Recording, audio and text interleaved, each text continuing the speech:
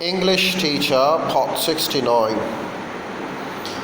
Well, we can teach them how to work and live in a dominant community. That is, teach them how to communicate effectively, how to work cooperatively, how to seek complete information, how to think critically, how to make unbiased decisions. Teach your students attitudes of respect, cooperation, fair play, and commitment to remedying injustices. Teach them to identify stereotypes, scrutinize them critically, and explore and evaluate any reasons given for retaining unequal power opportunity and social status among different social groups. Help them learn too how to respond effectively when they encounter prejudice and discrimination. Explain why some people will resist efforts for change. There are some who will resist such involvement because of the fear or because they are doing just fine in their current situation. People who have power or who benefit from the current power relations are not likely to be in the forefront of changing those power relations. The fight against the racism has been led by those who suffer most from its effects. It is difficult for those who are hurting from racism to put racism in a positive light, so as not to offend those who do not want to see it. Being community and world events. Well, you being a teacher, you can bring community and world events into your classroom for students to examine and discuss. Well, you can make a situation where you can confront any students who tells a joke or makes a remark based on prejudice. Using print resources. Do not assume that all educational print resources are free of bias.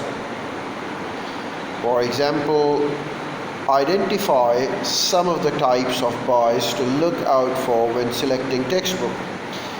It is also important to read carefully the resources that you plan to use to ensure that they are suitable for your students' levels of maturity.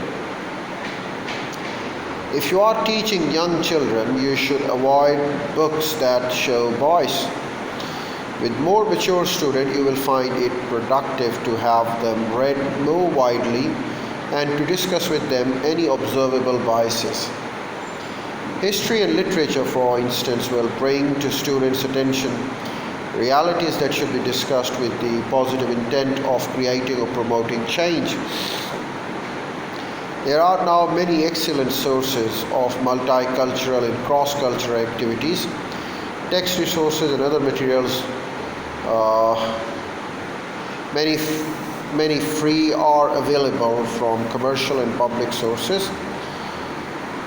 Well, you can contact government and human rights agencies for the list of the material available to the classrooms, teachers, and others involved in multicultural and anti-racist education. Well, encouraging anti-racism.